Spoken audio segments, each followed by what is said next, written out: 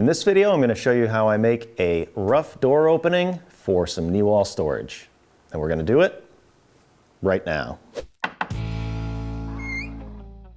I'm back here in my office, still framing, but we're making lots of videos, and I'm hoping this is one that is going to help a lot of people out. You may have an area like this. It may be finished, it may be unfinished, that you can utilize for storage. In my case, I have 3 spaces where I can store some stuff, so I want to make a door opening so I can get in there and actually use it. So that's what we're going to do. Everybody's situation is going to be different, so I'm just going to show you what I'm going to do. I'm planning on insulating this and back here in the back wall, not these. And I'm just going to put one single door in here. You might want double doors, you might want a super wide door, but I think I'm going to be able to just take this one stud out and frame this in. So it's up to you, whatever you want to do. Hopefully this video will apply to your project. Let's get started. First thing I want to do is lay out my door, figure out what size and all that. I'm going to do it on the bottom plate here, so I want this out of the way. But before you do that, before you remove any structure, you're going to want to consider whether this is load-bearing or non-load bearing. In my situation, I don't think it's doing much. It may be offering some support, but I could probably take it right out of here with no issues. But if you don't know, then it's a good idea to treat it as load-bearing, which is what we're going to do here just to show you. So I'm going to measure for a support right here, and I'm going to make it a little long so that I can raise this up just a little bit.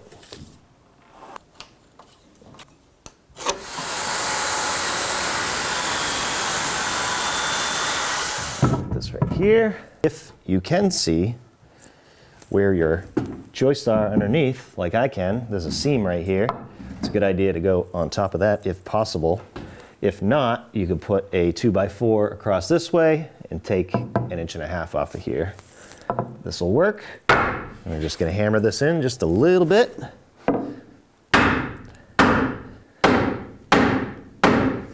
There we go. And if you wanted to, just so this doesn't pop out while you're working, you put a screw in here.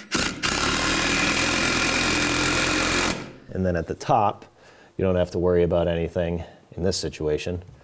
It's not going to go this way because of the strapping, and it's not going to go that way because you can't. Again, in my situation, this is probably unnecessary, but what this will allow, hopefully, me to do is it push this up enough that I can hammer this up and hammer this down, and maybe that will create enough space between the 2x4 here and the bottom plate to get a metal Sawzall blade in here. So let's give that a try. A little bit. Try the top. I think it worked. Now I can take my metal blade and sneak it in here and cut these nails.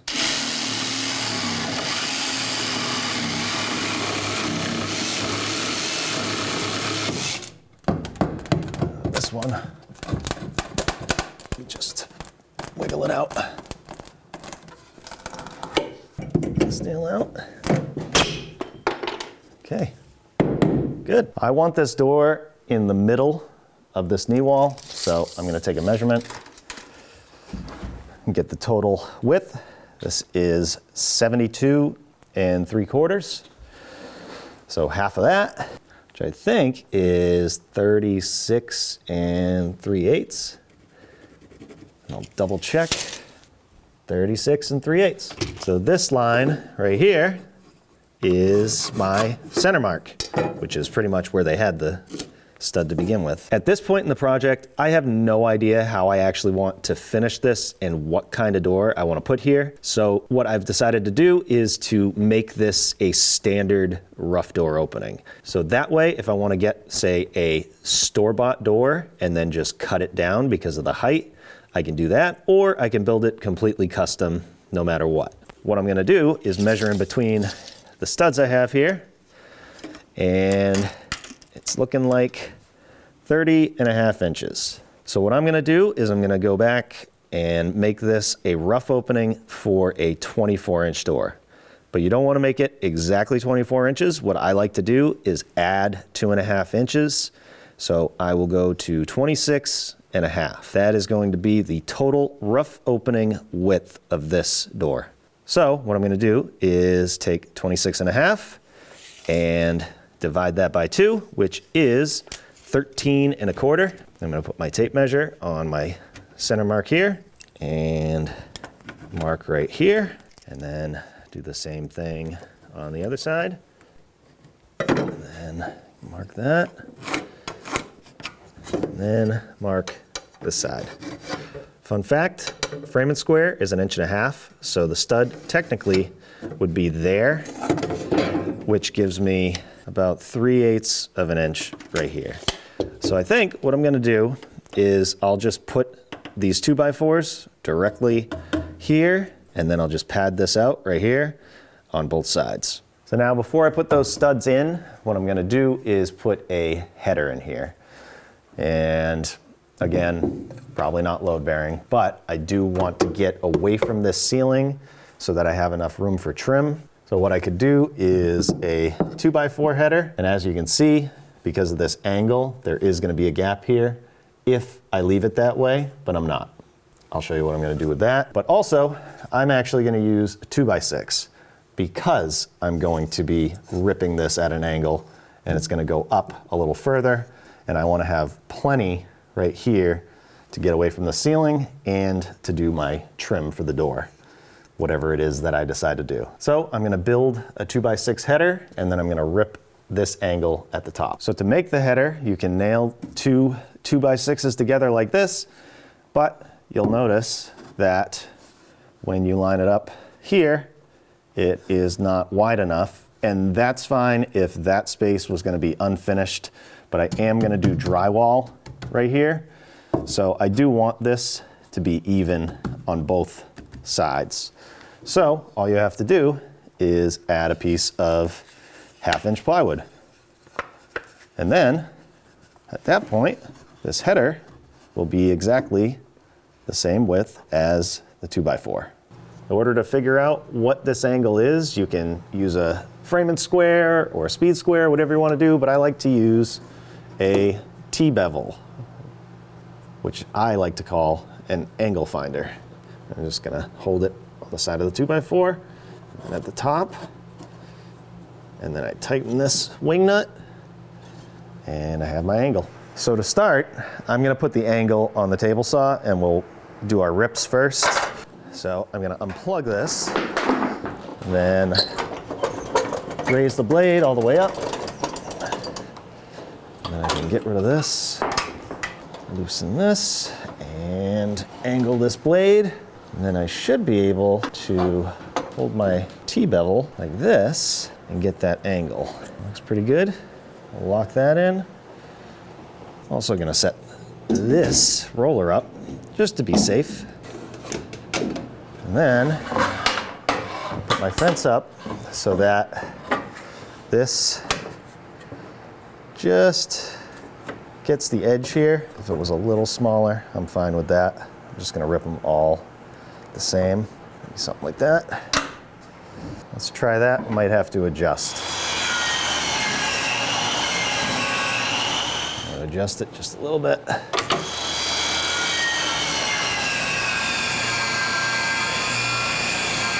at the edge.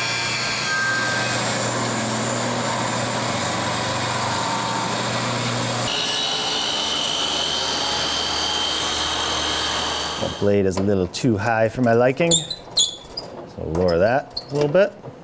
And we're just gonna make sure that this is the correct angle, and then I'm going to cut 3 of them because these will be the face of the beam, basically, for each of these. And then I can cut the back piece. So I'm just gonna cut a little piece off of this. Perfect.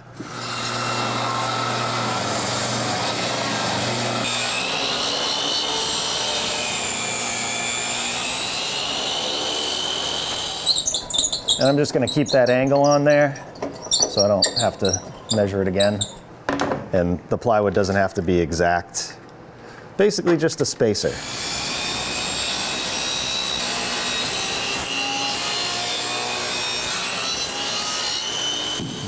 my plywood here in the middle, and then another 2x6, and I basically just have to continue this angle this way.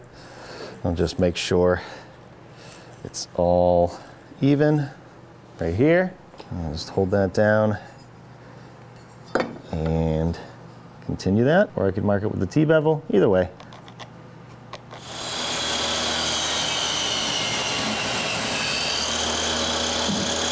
So just make sure it's good when it's lined up here. Perfect. And before I attach it, I want to cut it to width. 30 3/8. Just check the back too. Looks good.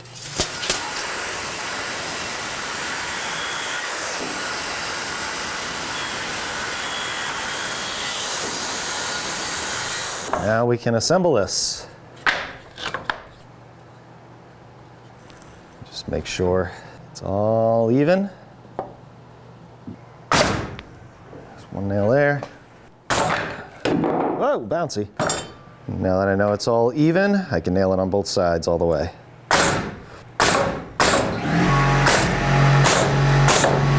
Now we have our fully assembled, ripped header. We can install it.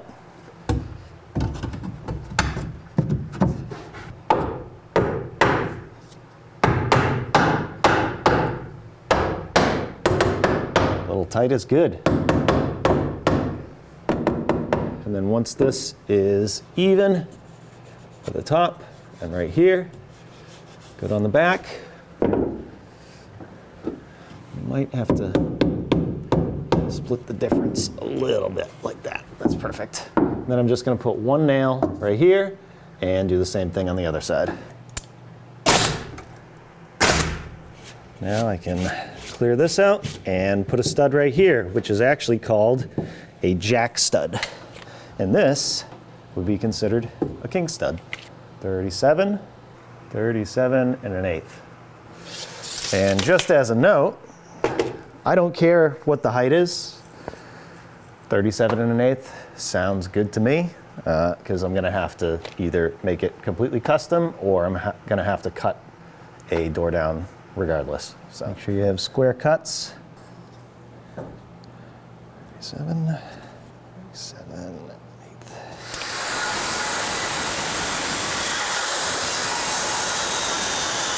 Put this side in. Tight, but not too tight.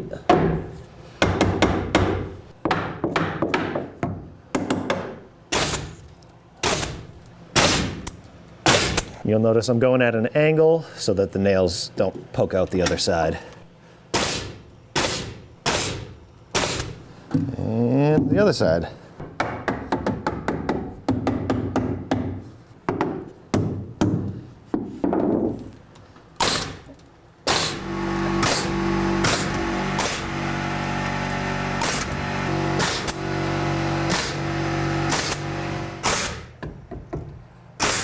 Now I can remove our temporary support.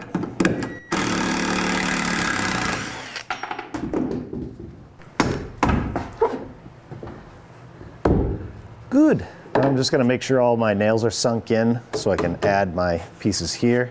I'm going to put some nails in here because this stuff is moving around. So now if I measure this, I can check it out and see if I do need to add my 3/8 pieces. This is 27.5, and I want it to be 26.5, so that's 1 inch. So that 1/2 inch plywood would work on both sides. Just check the bottom too. Yep, 27.5. So I'll rip some pieces for that. A 2x4 is 3.5 inches. I'll do 3 1/4. Same idea as adding it here. It's just basically padding. And then 37. Before I change the angle on the table saw, I'm going to rip the other 2 pieces for the headers.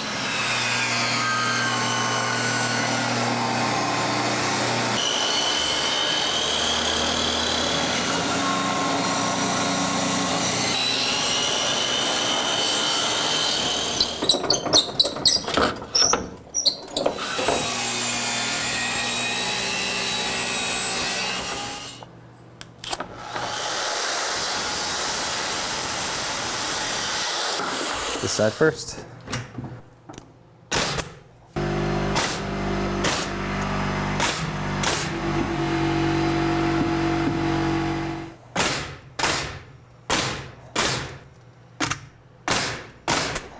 So now with the bottom plate, you can do two things. You can leave it, and then when you go to do your door, you can do some kind of trim here and then do some door stop. So that way, when you close the door, it'll be nice and sealed. You can even do some foam around here, say it's an unfinished attic space.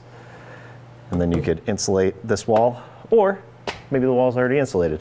But what I'm gonna do is cut it out. So that way, when I do my finished flooring here, I'll just run it in, and I'm planning on putting some big stuff in here, bigger boxes, so that way it'll be easier to slide the boxes in and out. And I think it'll look better. And since I'm not sure where this is nailed, it's probably nailed right here, but I'm gonna put a couple nails on both sides, so that way when I cut this out, this doesn't move around.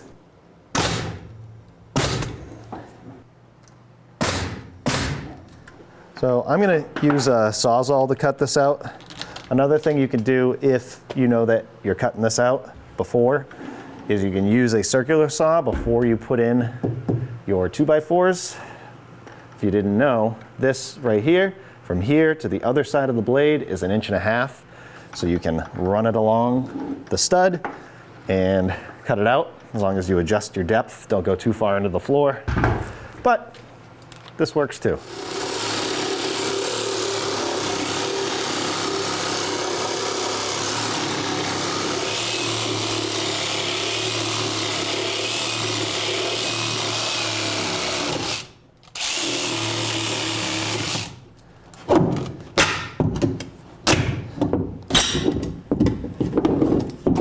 I just need to repeat those steps for the other two knee walls, and this part of the framing is all set. And if you haven't seen anything leading up to this point, check it out. I'm making a ton of videos on this project, and there's a ton more to come, including actually putting the door in this little mini door opening. So hopefully, if you needed to make a mini door opening like this for a knee wall or attic access or anything like that, I hope the video helped. Thanks for watching, and we'll see you on the next one. Okay, cut for a second. Rip an 8-footer. Let's use the pieces. For those of you who get really bothered that I don't wear safety glasses, these are safety glasses. I got some new cool ones. What do you think? As a whole. And do the old 2-for-1, Lauren. Even Steven. You all set with that? Do I really want to do that? I don't want to do that. Nope.